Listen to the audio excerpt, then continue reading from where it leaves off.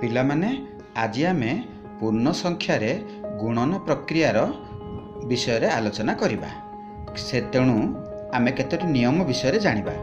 ନିୟମ 1, ଦୁଇଟି ସମାନ ଚିହ୍ନଯୁକ୍ତ ପୂର୍ଣ୍ଣ ସଂଖ୍ୟାର ଗୁଣଫଳ ସର୍ବଦା ଏକ ଧନାତ୍ମକ ପୂର୍ଣ୍ଣ ସଂଖ୍ୟା ହେବ, ଅର୍ଥାତ୍ ପ୍ଲସ୍ ଗୁଣନ plus is equal to plus, minus ଗୁଣନ minus is equal to plus. ଉଦାହରଣ, +5 ଗୁଣନ +3 ସମାନ +15 ବା ଖାଲି 15।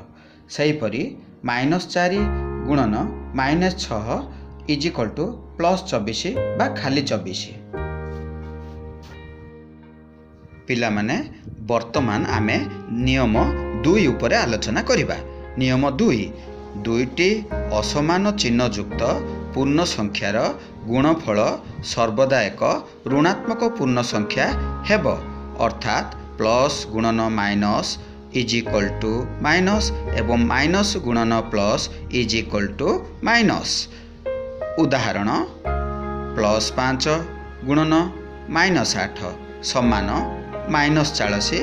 ସେହିପରି ଅନ୍ୟ ଏକ ଉଦାହରଣ, -4 ଗୁଣନ +5 ସମାନ -20। ପିଲାମାନେ ବର୍ତ୍ତମାନ ଆମେ ତୃତୀୟ ନିୟମ କଥା ଆଲୋଚନା କରିବା। ନିୟମ 3, ଅଯୁଗ୍ମ ସଂଖ୍ୟକ ଋଣାତ୍ମକ ପୂର୍ଣ୍ଣ ସଂଖ୍ୟାର ଗୁଣଫଳ ସର୍ବଦା ଏକ ଋଣାତ୍ମକ ପୂର୍ଣ୍ଣ ସଂଖ୍ୟା ଅଟେ। ଉଦାହରଣ ବିଷୟରେ ଚିନ୍ତା କରିବା। ହେଲା ପିଲେ, ବର୍ତ୍ତମାନ ଉଦାହରଣ ଧରିନିଅ ଆମେ ଅଯୁଗ୍ମ ସଂଖ୍ୟକ ଅର୍ଥାତ୍ 3ଟି ପୂର୍ଣ୍ଣ ସଂଖ୍ୟା ନେବା। ସେହି 3ଟି ପୂର୍ଣ୍ଣ ସଂଖ୍ୟା ମନେକର -3, -4 ଏବଂ -5। ସେହି 3ଟି ସଂଖ୍ୟାକୁ ଗୁଣନ କଲେ ଆମେ ଗୁଣଫଳ ପାଇବା -60, ଅର୍ଥାତ୍ ଏଠି ଅଯୁଗ୍ମ ସଂଖ୍ୟକ ପୂର୍ଣ୍ଣ ସଂଖ୍ୟାର ଗୁଣଫଳ ସର୍ବଦା ଏକ ଋଣାତ୍ମକ ସଂଖ୍ୟା। ପିଲାମାନେ ବର୍ତ୍ତମାନ ଆମେ ପରବର୍ତ୍ତୀ ନିୟମ ଉପରେ ଆଲୋଚନା କରିବା। ନିୟମ 4, 2ରୁ ଅଧିକ ଯୁଗ୍ମ ସଂଖ୍ୟକ ଋଣାତ୍ମକ ପୂର୍ଣ୍ଣ ସଂଖ୍ୟାର ଗୁଣଫଳ ସର୍ବଦା ଏକ ଧନାତ୍ମକ ପୂର୍ଣ୍ଣ ସଂଖ୍ୟା ଅଟେ। ବୁଝିଲ ପିଲେ? ଉଦାହରଣ, ଏଠି ଆମେ 4ଟି ଋଣାତ୍ମକ ପୂର୍ଣ୍ଣ ସଂଖ୍ୟା ନେବା।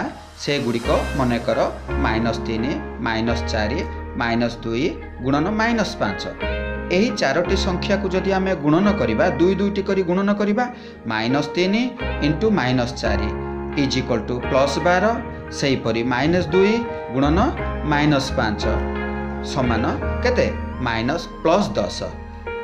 ତାପରେ +12 ଏବଂ +10 ସମାନ 120।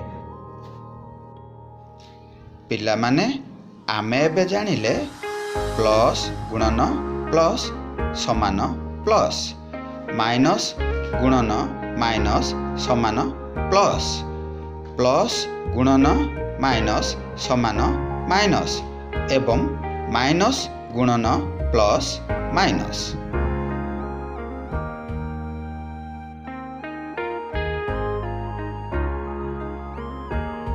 ପିଲାମାନେ ତୁମେ ଜାଣିଛ କି